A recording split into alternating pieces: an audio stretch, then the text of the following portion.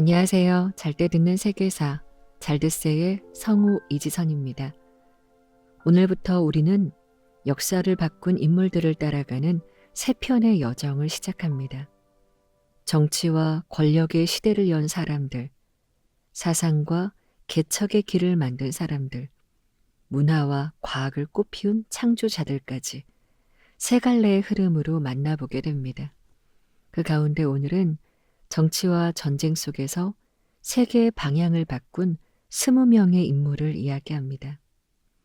권력의 무게와 선택의 순간을 천천히 짚다 보면 각 인물이 왜 그 자리에서 결심을 내렸는지 어느새 자연스럽게 이해되는 순간이 찾아올 겁니다. 반복해서 듣다 보면 흐름은 더 선명해지고 이야기 속에서 시대의 방향이 조용히 드러날 겁니다. 자, 그럼 시작하겠습니다.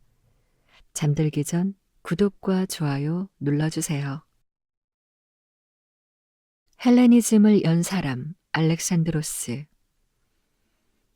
알렉산드로스는 그리스와 동방세계를 하나의 흐름으로 묶어 헬레니즘이라는 거대한 문화의 문을 연 정복자입니다.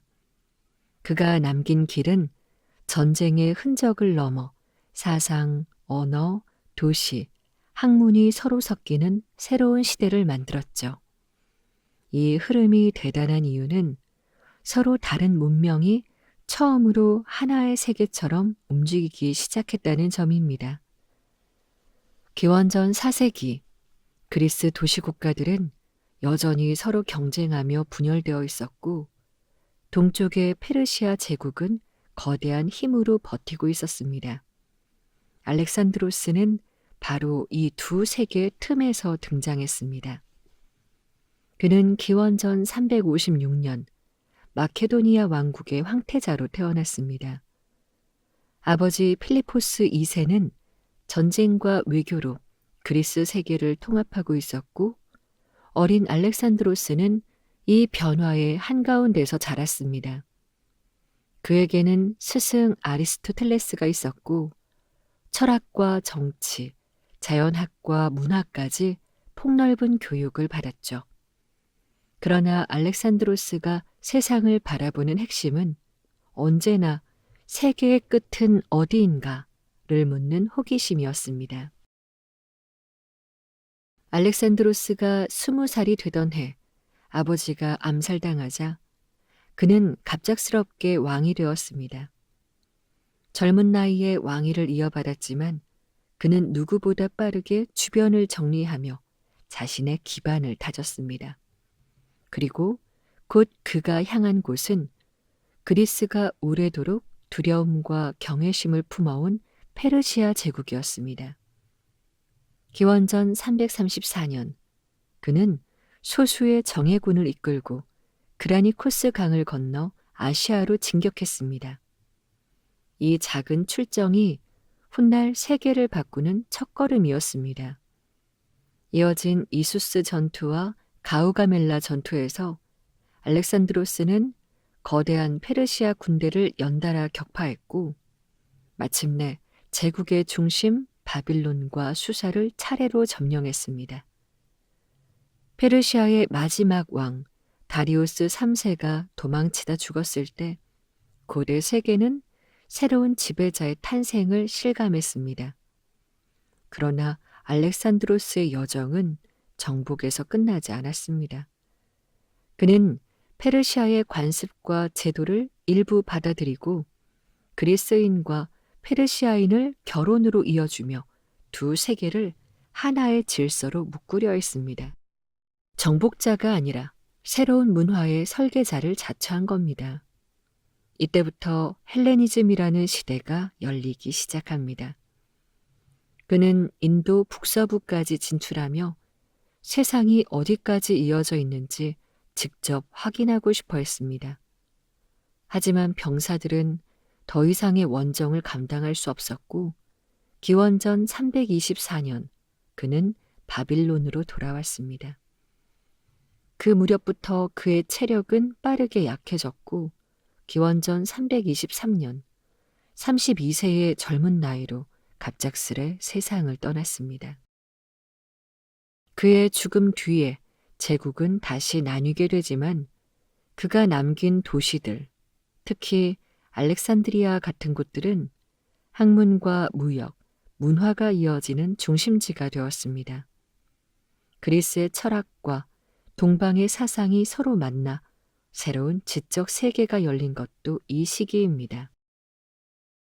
그래서 알렉산드로스는 단순한 정복자가 아니라 세계의 경계를 다시 그린 인물, 그리고 서로 다른 문명이 섞여 새로운 길을 만든 시대의 시작으로 기억되고 있습니다. 그가 지나간 자리에는 지도의 끝을 넘어서고자 했던 인간의 욕망과 그 욕망이 만들어낸 거대한 시대가 남았습니다. 인도 세계를 바꾼 사람, 아소카. 아소카는 전쟁과 폭력을 기반으로 확장되던 고대 인도에서 불살생과 관용을 국가의 중심 가치로 세운 왕이었습니다. 그의 통치는 인도 대륙의 정치 질서를 바꾸었고 불교가 세계 종교로 퍼지는 결정적 흐름을 만들었습니다. 기원전 3세기 인도는 여러 왕국이 충돌하며 거대한 전쟁의 시대를 살고 있었습니다. 아소카는 바로 그 소용돌이 속에서 등장했습니다. 그는 기원전 304년 무렵 마우리아 왕조의 황태자로 태어났죠. 조부 찬드라 굽타가 제국의 기틀을 닦았고 아버지 빈두사라는 넓은 영토를 다스리던 강력한 왕이었습니다. 아소카는 어려서부터 군사적 재능을 인정받았고 여러 지역의 반란을 진압하며 이름을 떨쳤습니다. 그러나 그의 초기는 단단하고 거칠며 때로는 잔혹하다는 평가가 따라다녔습니다. 그는 나라를 강하게 만들기 위해서는 강한 힘을 앞세워야 한다고 믿고 있던 사람이었습니다. 기원전 268년 아소카는 드디어 제국의 왕이 되었습니다. 그리고 왕위에 오른 지 얼마 지나지 않아 그의 삶을 바꾸는 거대한 사건이 찾아왔습니다. 바로 칼링가 전쟁이었습니다. 동부 해안 지역의 칼링가는 오랫동안 독립을 유지해온 강한 나라였고 아소카는 제국의 완성을 위해 이 지역을 정복하려 했습니다. 전쟁은 치열했고 칼링가의 도시들은 불타고 수많은 사람들이 목숨을 잃었습니다.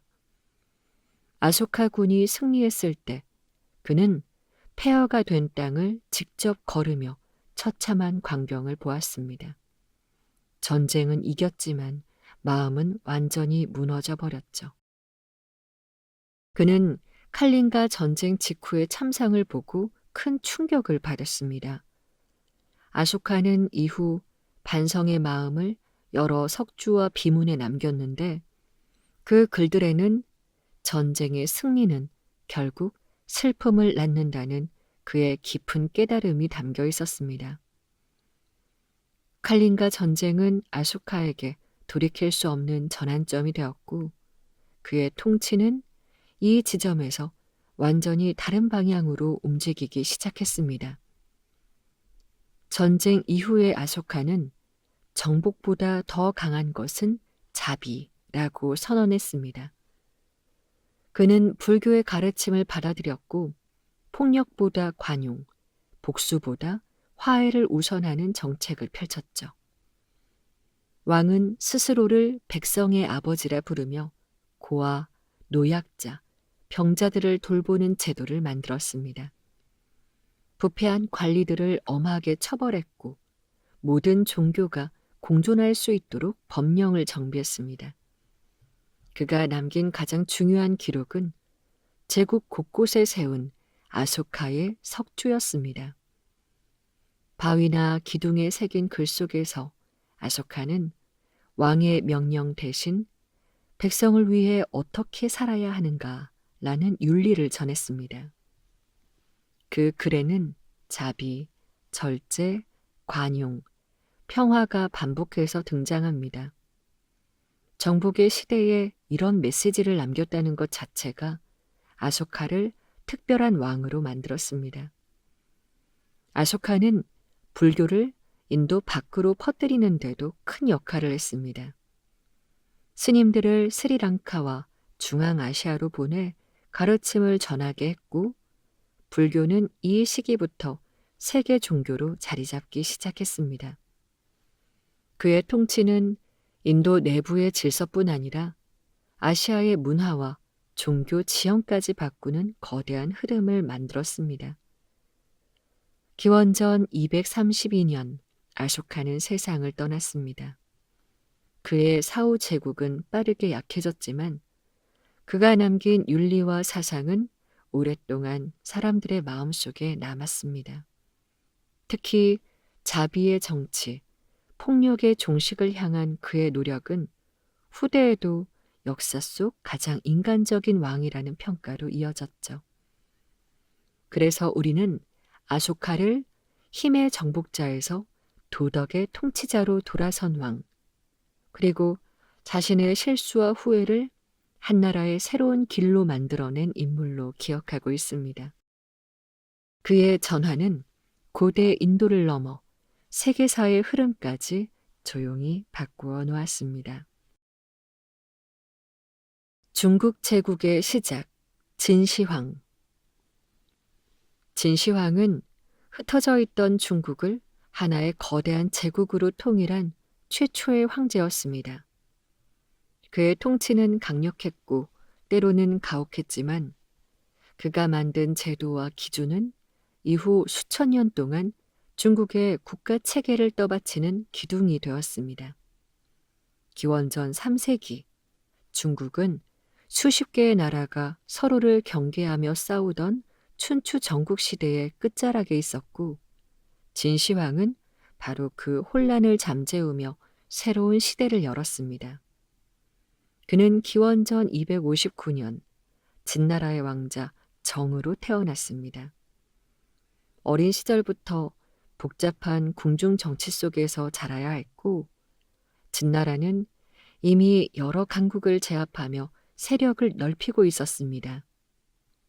정은 스스로 강하고 냉철해질 수밖에 없는 환경에서 성장했습니다. 그리고 13세의 왕위에 오르며 어린 나이에 나라의 중심에 서게 되었죠. 성인이 된 그는 전국시대의 끝은 통일로만 가능하다는 확신을 가졌습니다. 기원전 230년부터 진나라는 한, 조, 위, 연, 초, 제 6나라를 차례로 공격했고 10년이 조금 넘는 시간 동안 마침내 중국 전역을 하나의 권역 아래 두는 데 성공했습니다.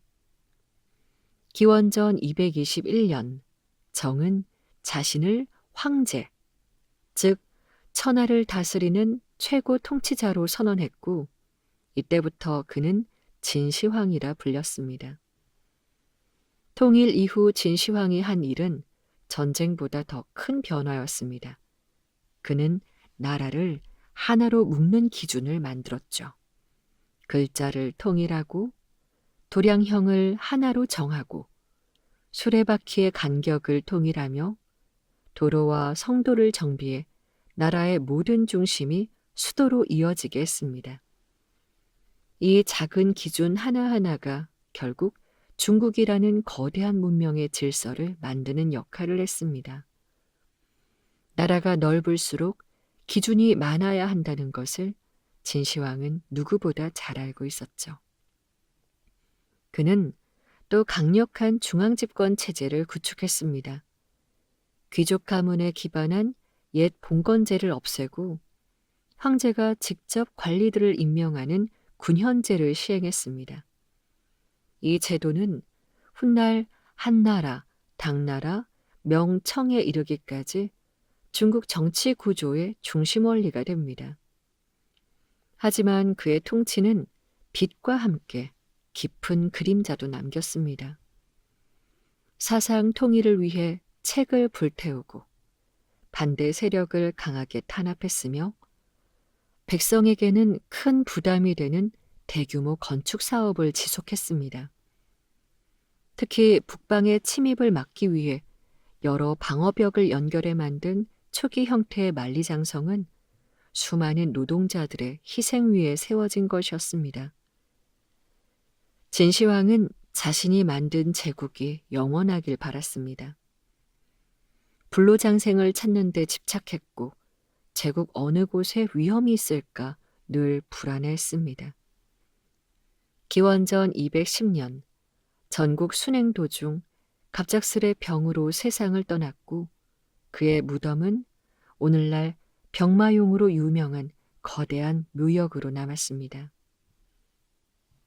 그가 죽은 뒤 제국은 오래 버티지 못하고 혼란에 빠졌지만 진시황이 만든 제도와 통일의 틀은 이후 다른 왕조들에 의해 다시 이어졌습니다. 중국이라는 큰 문명이 하나의 흐름으로 자리 잡을 수 있었던 이유는 바로 이때 만들어진 기반 덕분이었습니다. 그래서 우리는 진시황을 가혹함과 혁신이 공존했던 통일 군주, 그리고 중국이라는 거대한 문명의 첫 번째 설계자로 기억합니다. 그가 지나간 자리에는 폭력과 위협이 동시에 남았지만 그가 연 시대의 문은 지금까지도 닫힌 적이 없습니다. 로마에서 태어난 반란과 영웅성 스파르타쿠스. 스파르타쿠스는 로마 노예사회의 모순을 폭로한 최대 규모 노예 반란의 지도자였습니다. 결국 패배했지만 그의 이름은 자유를 향한 저항의 상징으로 오래 남았습니다.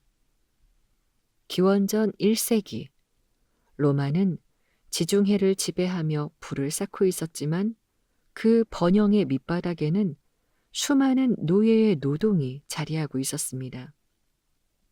스파르타쿠스는 바로 그 모순이 폭발하던 시대의 중심에서 등장했습니다.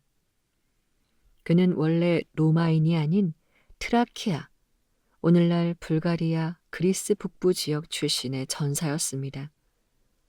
전쟁의 포로로 잡혀 로마로 끌려온 뒤 검투사 훈련소에 보내졌고 살아남기 위해 싸움을 배워야 했습니다. 로마의 검투사 경기는 사람의 목숨을 구경거리로 사용하는 잔혹한 제도였고 스파르타쿠스는 그 안에서 자신이 도구로 취급되는 현실을 온몸으로 느끼고 있었습니다. 기원전 73년 그는 동료 검투사 70여 명과 함께 훈련소를 탈출하며 반란의 불씨를 지폈습니다. 초기에는 단순한 탈주에 가까웠지만 그들이 로마군을 연달아 격파하자 주변 지역의 노예와 억눌린 사람들도 합류하기 시작했습니다. 순식간에 수만 명 규모의 대규모 반란군이 만들어졌습니다. 스파르타쿠스는 단순히 싸움에 능한 전사가 아니었습니다. 그는 수많은 사람들이 따라다니는 혼란 속에서도 무리를 하나로 묶어냈고 불필요한 약탈이나 파괴를 피하려 했습니다. 그가 바라본 목표는 로마를 뒤집어 새로운 권력을 잡는 일이 아니라 사람들이 다시 자기 삶으로 돌아갈 수 있는 길을 만드는 것이었습니다. 반란군은 이탈리아 반도를 남쪽과 북쪽으로 오가며 로마군의 포위를 여러 차례 뚫어냈습니다. 특히 스파르타쿠스의 지휘 능력은 전문 장군들조차 놀랄 만큼 뛰어났죠. 당시 여러 기록에서도 그가 단순한 폭도나 산적이 아닌 전략적인 지도자였음을 알 수 있습니다. 하지만 시간이 흐르면서 반란군 내부는 점점 균열을 보이기 시작했습니다. 누군가는 북쪽 알프스를 넘어 도망가길 원했고 또 다른 무리들은 로마와의 전투를 계속하려 했습니다. 스파르타쿠스는 자유를 얻기 위한 길을 찾고 싶었지만 수만 명이 각기 다른 방향을 꿈꾸는 거대한 집단을 오랫동안 한 중심으로 묶어두기란 쉽지 않았습니다. 결정적인 전환점은 로마가 초반의 실수를 반복하지 않기 시작하면서 찾아왔습니다. 장군 크라수스가 대군을 이끌고 반란군을 압박했고 스파르타쿠스는 점점 움직일 여지가 줄어들었습니다. 마침내 기원전 71년 반란은 남부 이탈리아에서 벌어진 치열한 전투로 끝이 났습니다. 스파르타쿠스의 최후는 정확히 전해지지 않지만 그는 전장의 한가운데서 끝까지 싸우다 죽은 것으로 알려져 있습니다. 패배한 반란은 잔혹한 방식으로 처리되었죠. 로마는 압도적인 공포를 보여주기 위해 생존자 6천 명을 아피아 가도 양쪽에 십자가형으로 세워두었습니다.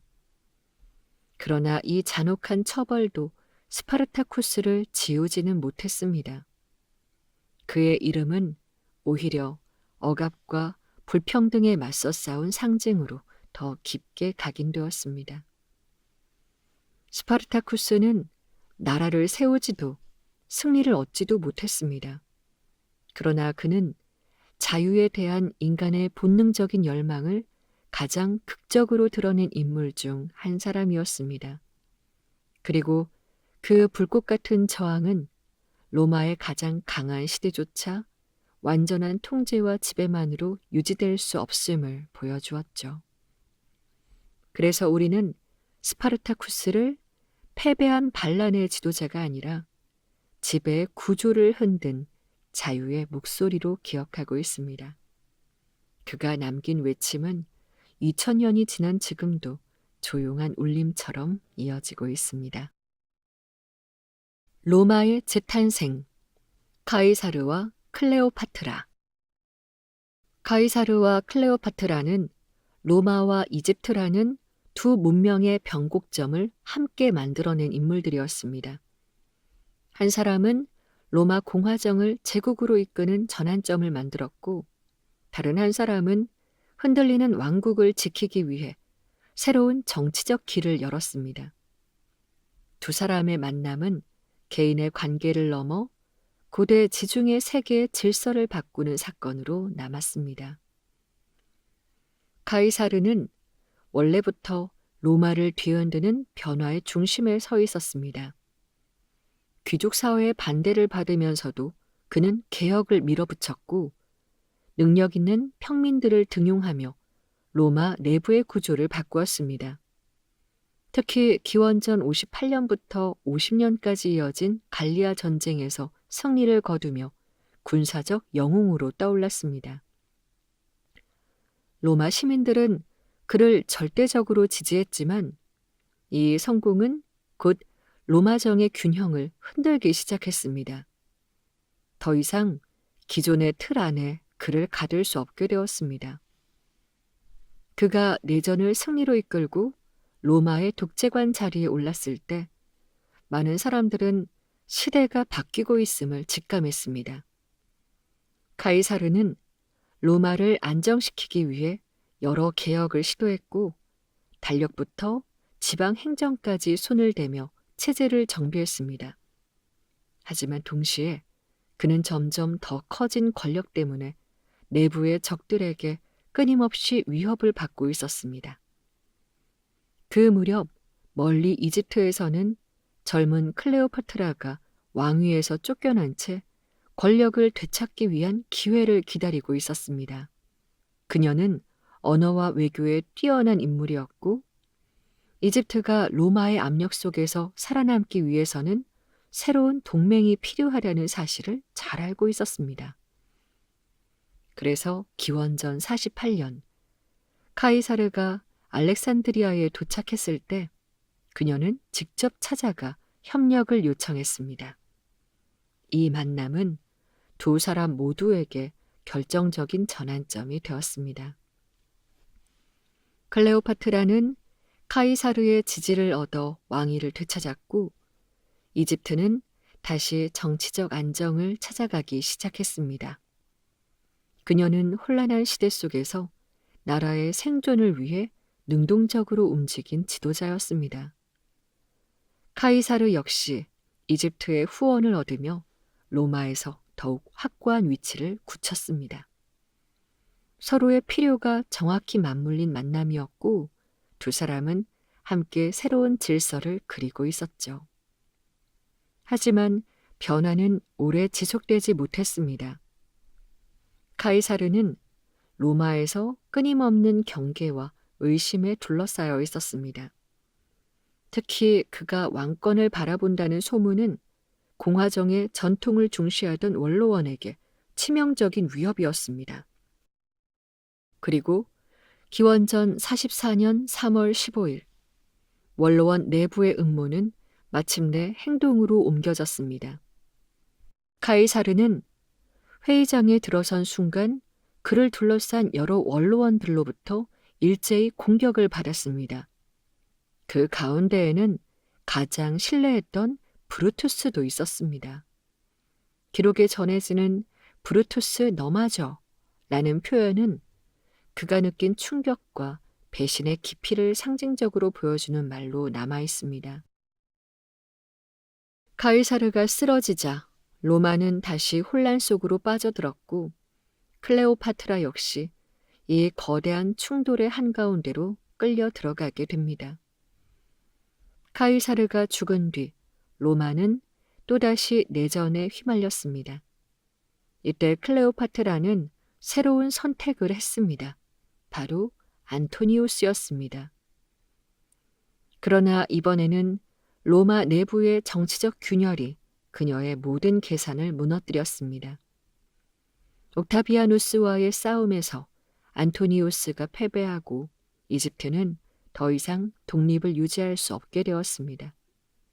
결국 기원전 30년 클레오파트라는 스스로 생을 마감했습니다. 그녀가 죽자마자 이집트는 로마 제국의 한 주가 되었고 고대 이집트 왕국의 긴 역사는 그 자리에서 막을 내리게 되죠. 카이사르와 클레오파트라는 서로 다른 길을 걸었지만 역사는 이 두 사람을 한 페이지 안에서 기억하고 있습니다. 카이사르는 로마를 공화정에서 제국으로 넘어가게 한 인물이 되었고 클레오파트라는 고대 이집트 마지막 파라오로서 문명의 마지막 불꽃을 지켰습니다.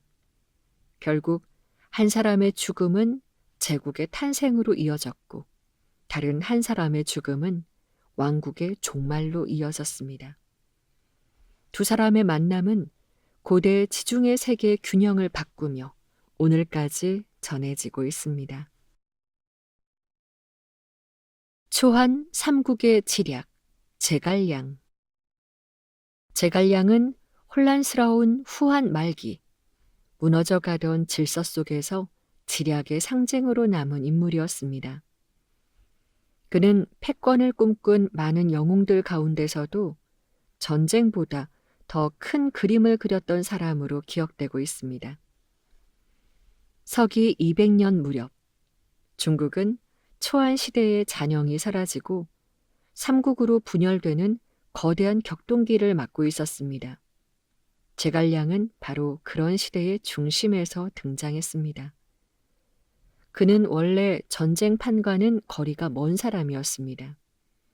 남쪽 촉당의 농촌에 응거하며 책을 읽고 전략을 연구하던 청년이었고 사람들은 그를 와룡, 즉 잠든 용이라 불렀습니다. 언젠가 세상이 필요로 할 때 일어설 사람이라는 뜻이었습니다. 서기 207년경 유비는 세 차례나 그의 집을 찾아갔습니다. 제갈량의 명성이 소문으로만 들리던 시절이었지만 유비는 그에게 삼국의 미래와 나라를 세울 길을 물었습니다. 그때 제갈량이 제시한 것이 바로 유명한 천하 삼분지계였습니다. 중국을 위, 오, 촉의 세 나라로 나누어 균형을 이루고 그 사이에서 촉이 생존할 길을 찾는 전략이었습니다. 이 구상은 훗날 실제로 그대로 실현되었죠. 유비는 제갈량을 군사이자 정치의 핵심으로 삼았습니다. 전장의 한복판에서 지휘를 맡기보다는 전쟁의 방향과 외교의 판단을 그에게 의지했습니다. 적벽대전의 승리도 제갈량의 지략이 빛난 순간으로 전해집니다. 그는 불가능해 보이던 상황에서도 바람의 방향을 읽고 상대의 심리를 파악해 승리의 실마리를 만들어냈습니다. 이 시기부터 사람들은 그를 단순한 군사 전략가가 아니라 나라의 머리와 같은 사람으로 보게 되었습니다. 유비가 죽은 뒤 제갈량은 그의 아들을 대신해 국정을 이끌었습니다.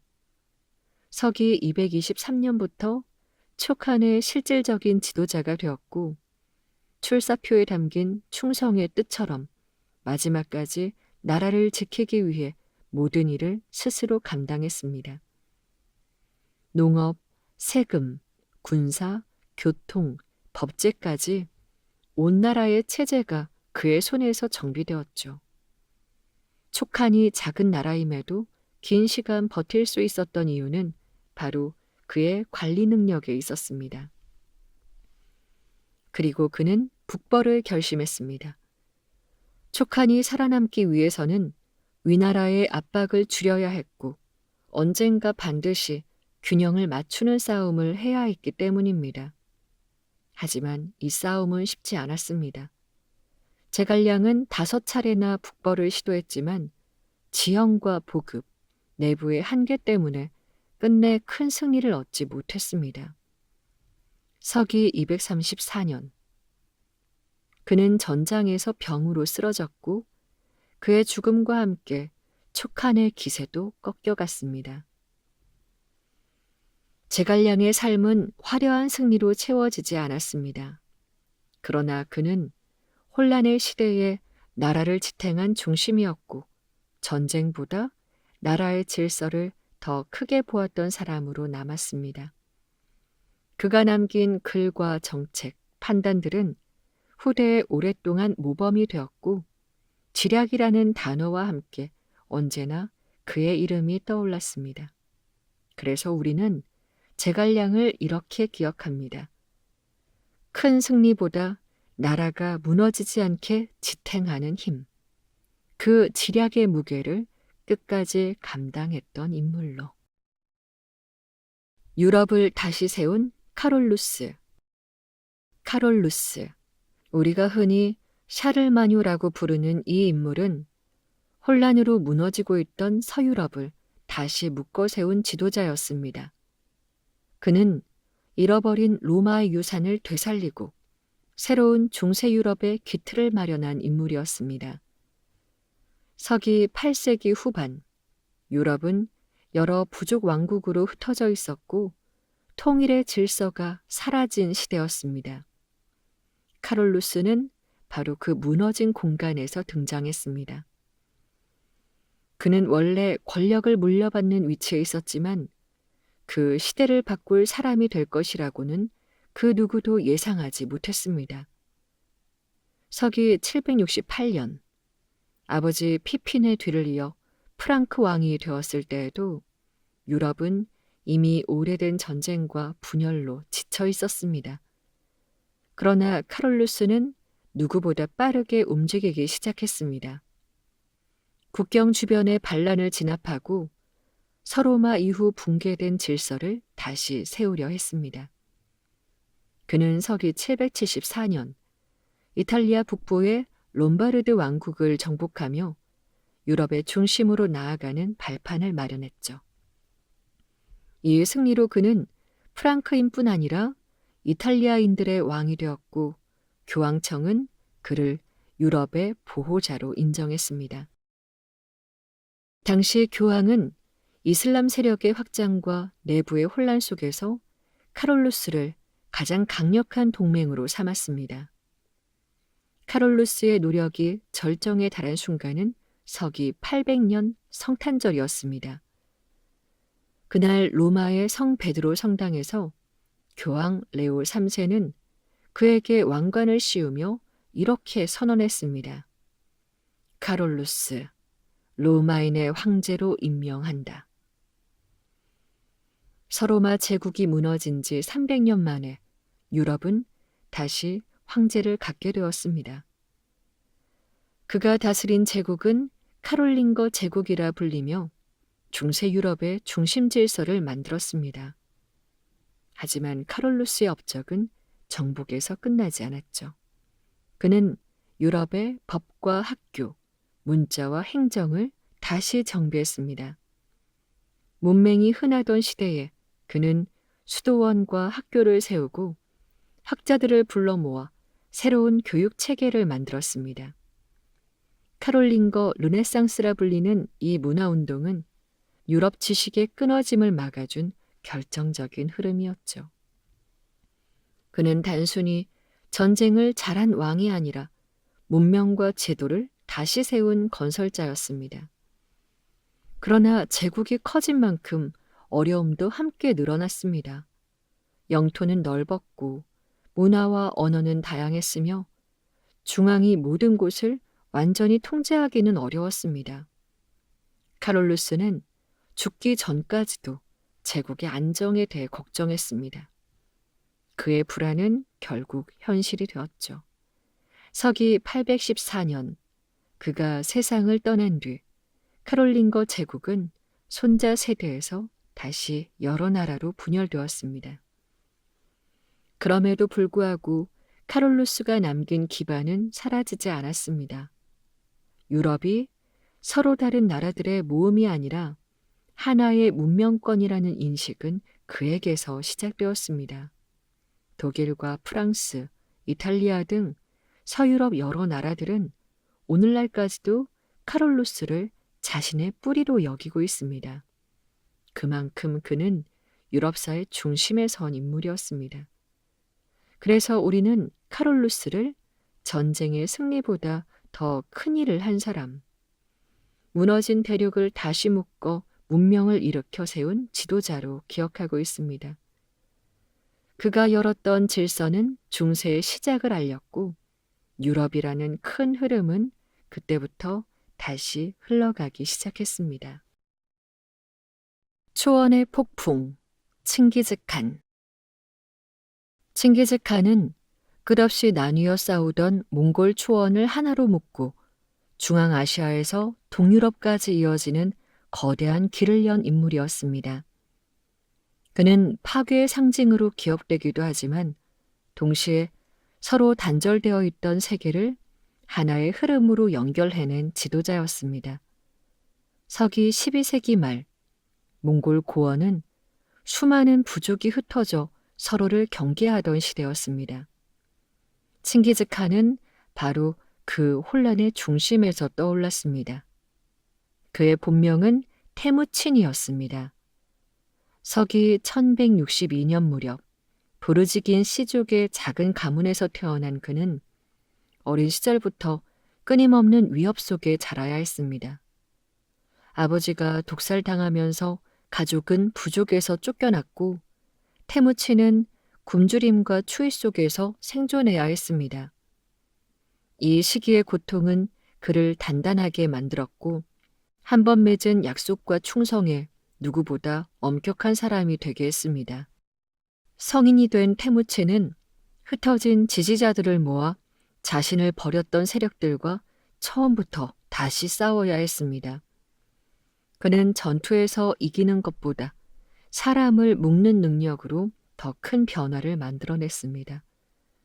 부족을 나누던 혈연의 기준을 버리고 능력에 따라 사람을 등용해 새로운 질서를 세웠습니다. 기존 초원의 유목 질서를 완전히 뒤집은 파격적인 선택이었습니다. 마침내 서기 1206년 몽골의 여러 부족은 그를 최고 통치자로 추대합니다. 이때 그는 칭기즈칸, 바다처럼 넓은 왕이라는 칭호를 받았고 몽골 제국은 이 순간 탄생했습니다. 그의 움직임은 이후 역사적 폭풍처럼 전개되었습니다. 칭기즈칸은 서쪽으로는 중앙아시아, 남쪽으로는 서하와 금나라를 향해 진격했죠. 그의 군대는 빠르고 유연했습니다. 말 위에서 활을 다루는 솜씨는 압도적이었고 부대는 갑작스러운 방향 전환과 장거리 기동을 반복했습니다.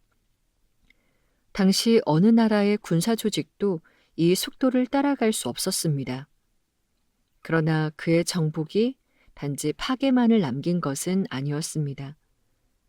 칭기즈칸은 정복지에서 종교를 강요하지 않았고 행정과 세금 제도를 정비해 상인과 장인들이 이동하기 쉽게 만들었습니다. 서쪽과 동쪽을 잇는 실크로드의 안전이 그의 통치 아래에서 크게 향상되었고 세계 곳곳의 기술, 지식, 상품이 서로 빠르게 오가기 시작했습니다. 많은 역사가들이 유라시아가 처음으로 하나의 체계를 갖추기 시작한 시기라고 말하는 이유가 여기에 있습니다. 하지만 칭기즈칸의 정복은 언제나 빛과 그림자를 함께 남겼습니다.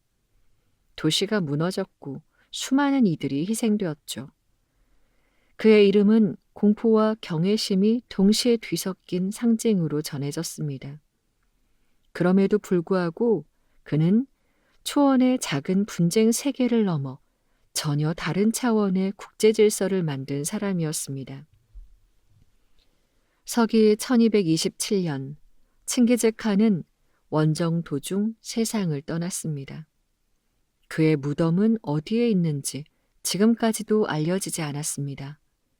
그러나 제국은 그의 죽음으로 끝나지 않았습니다. 몽골 제국은 이후 몇 세대에 걸쳐 더 확장되었고 한때 세계 육지의 상당 부분을 하나의 네트워크로 묶었습니다. 칭기즈칸은 결국 힘으로 길을 열었지만 그 길 위에서 새로운 세계가 흐르게 만든 인물이었던 것입니다. 수많은 비극을 남긴 전쟁의 지도자였고 동시에 세계사의 무대 자체를 바꿔놓은 사람으로 기억되고 있습니다. 신의 이름으로 싸운 소녀, 잔다르크. 잔다르크는 100년 전쟁의 막바지, 지쳐있던 프랑스에 다시 희망을 불러온 소녀였습니다. 전쟁의 판도를 뒤집은 영웅으로 기억되지만 그녀의 시작은 아주 작은 시골 마을에서 들려온 한 목소리였습니다. 서기 15세기 초, 프랑스는 잉글랜드와 벌인 100년 전쟁으로 거의 무너져 있었습니다. 이 전쟁은 이름 그대로 약 100년 동안 이어진 긴 갈등으로 프랑스 왕위의 주인을 두고 두 나라가 끊임없이 싸웠던 전쟁이었습니다. 장기전이 되면서 나라 곳곳이 황폐해졌고 프랑스는 왕조의 정통성마저 흔들리는 절망적인 상황에 놓여 있었습니다. 잔다르크는 바로 이 혼란 속에서 등장했습니다. 1412년경 그녀는 프랑스 동북부의 도물랭이라는 작은 마을에서 태어났습니다. 전쟁의 그림자가 늘 드리워진 시대였고 사람들의 삶은 불안과 두려움에 흔들리고 있었습니다. 잔다르크는 어릴 때부터 신앙이 깊었고 13살 무렵부터 프랑스를 구하라는 신의 목소리를 들었다고 말했습니다. 그녀가 본 환신은 누군가에게는 미신으로 보였지만 그 소녀에게는 자신의 삶 전체를 움직일 만큼 강력한 부름이었습니다. 잔다르크는 가족의 만류를 뒤로하고 프랑스를 다시 세우겠다는 한 가지 목표만으로 길을 떠났습니다. 1429년 그녀는 기적처럼 프랑스 왕세자 샤를에게 접근하는 데 성공했습니다. 남루한 옷차림의 10대 소녀가 왕 앞에 서는 것은 그 시대의 상식으로는 거의 불가능한 일이었습니다. 그러나 샤를은 그녀의 확신과 말투에서 그 어떤 장군에게서도 보기 어려웠던 힘을 보았습니다. 이때 프랑스는 전세가 완전히 기울어져 있었습니다. 특히 오를레앙은 잉글랜드 군에게 포위되어 있었고 프랑스가 다시 일어설 가능성은 거의 없다고 여겨졌습니다. 바로 그 절망의 순간에 잔다르크가 전선으로 향했습니다. 1429년 4월, 잔다르크는 흰 갑옷을 입고 프랑스의 깃발을 들고 전장에 나타났습니다. 그녀는 직접 칼을 휘두르는 대신 군대 전체 사기를 끌어올리는 상징이었습니다. 전쟁은 단 하루 만에 뒤집히지 않았지만 잔다르크가 온 이후 전선의 분위기는 완전히 달라졌습니다. 그녀가 신이 프랑스를 돕는다 라고 외치자 지쳐있던 병사들이 다시 일어섰고 오를레앙은 결국 포위를 뚫고 승리했습니다. 전쟁의 흐름을 바꾼 결정적인 순간이었습니다. 이어 그녀는 샤르를 프랑스 국왕으로 세우기 위한 랑스 대관식, 즉 프랑스 왕들이 전통적으로 즉위하던 공식 의식까지 밀어붙였습니다. 적의 방해를 뚫고 대관식이 이루어지자 프랑스 사람들은 잔다르크가 정말로 나라를 구했다고 믿었습니다. 그녀는 전쟁의 상징이 되었고 프랑스가 다시 일어설 수 있다는 희망 그 자체가 되었습니다. 그러나 그녀의 길은 오래 이어지지 못했습니다. 서기 1430년, 잔다르크는 전투 중 부르고뉴 군대의 포로로 잡혔고 곧 잉글랜드 측에 넘겨졌습니다. 그녀는 이단과 마법 혐의로 재판을 받았고 정치적 이유로 그녀를 제거하고 싶어하던 이들은 그녀의 말을 하나도 들으려 하지 않았습니다.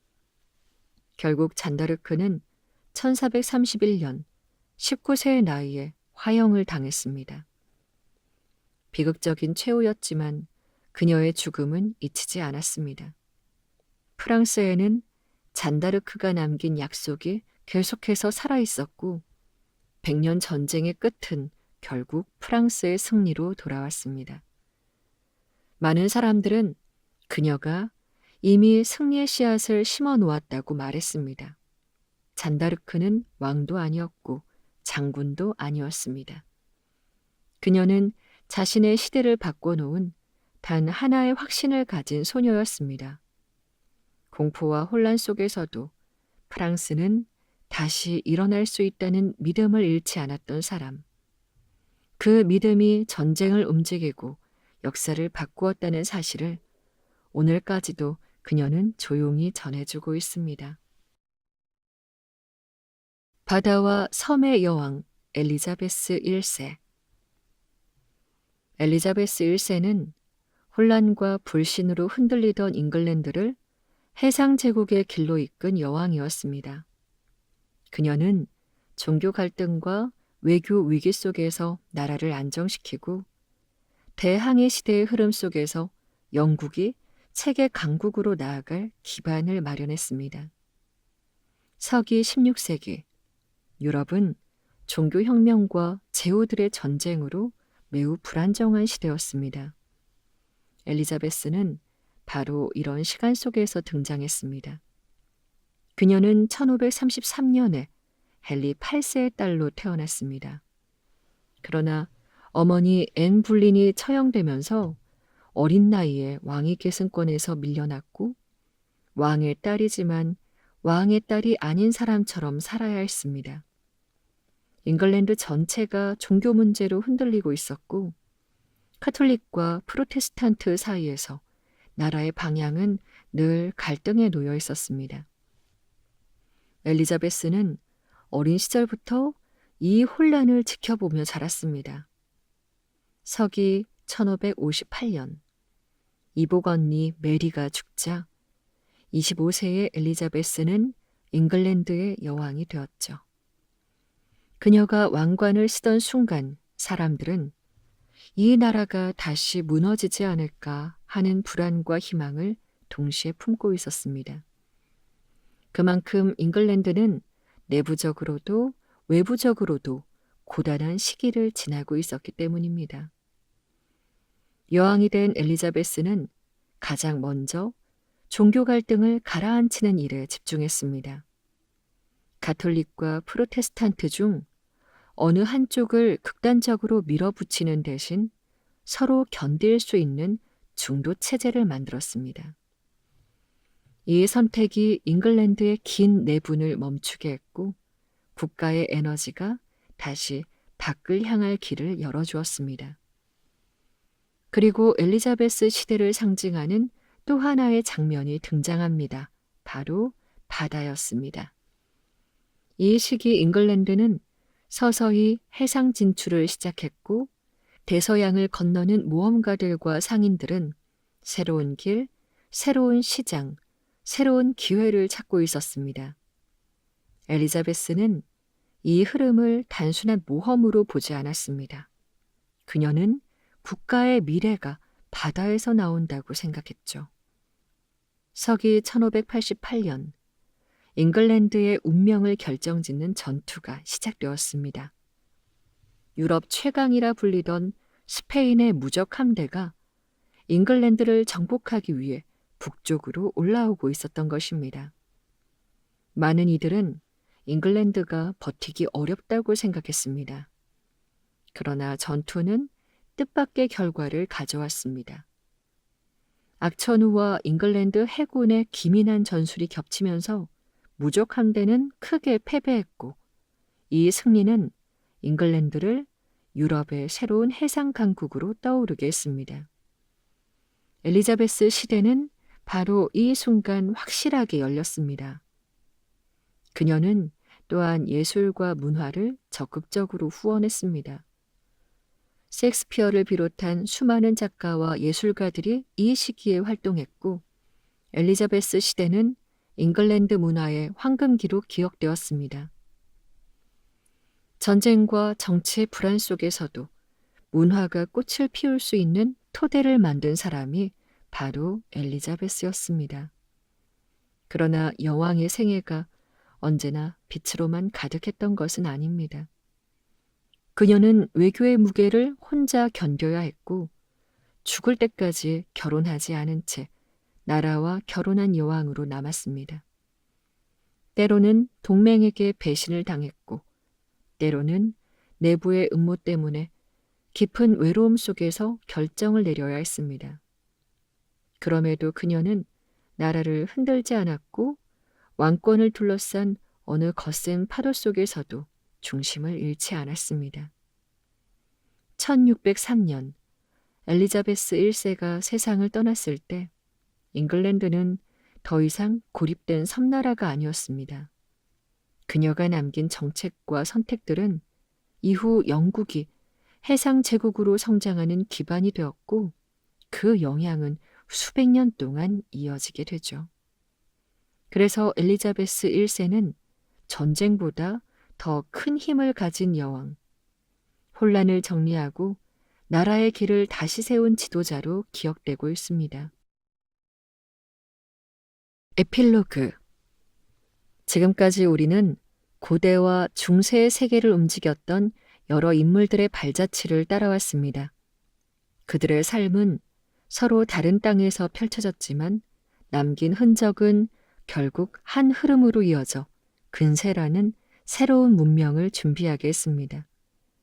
동서 문명의 경계를 흔든 알렉산드로스, 폭력에서 비폭력으로 방향을 바꾼 아소카, 제국의 구조를 처음으로 만든 진시황, 로마의 모순을 드러낸 스파르타쿠스, 공화정에서 제정으로 넘어가는 길을 연 카이사르와 클레오파트라, 지략으로 혼란을 다스리려 했던 제갈량, 유럽을 다시 세운 카롤루스, 초원을 넘어 대륙을 묶어낸 칭기즈칸, 전세를 뒤집은 잔다르크, 근세의 문을 연 엘리자베스 1세까지. 이 인물들은 서로 다른 시대를 살았지만 각자의 자리에서 세계의 형태를 조금씩 바꾸어 놓았습니다. 그들의 결정은 승리와 실패를 반복했지만 그 흐름이 모여 근대라는 새 장의 기초를 이루었습니다. 이제 우리는 다음 편에서 혁명과 제국, 산업과 전쟁이 뒤섞인 격동의 근대 세계로 향하게 됩니다. 새로운 선택과 새로운 리더십이 등장하는 순간들을 2부에서 만나보시죠. 지금까지 잘 때 듣는 세계사 잘듣세였습니다. 구독과 좋아요 그리고 멤버십 가입은 저에게 큰 힘이 됩니다. 들어주셔서 감사해요.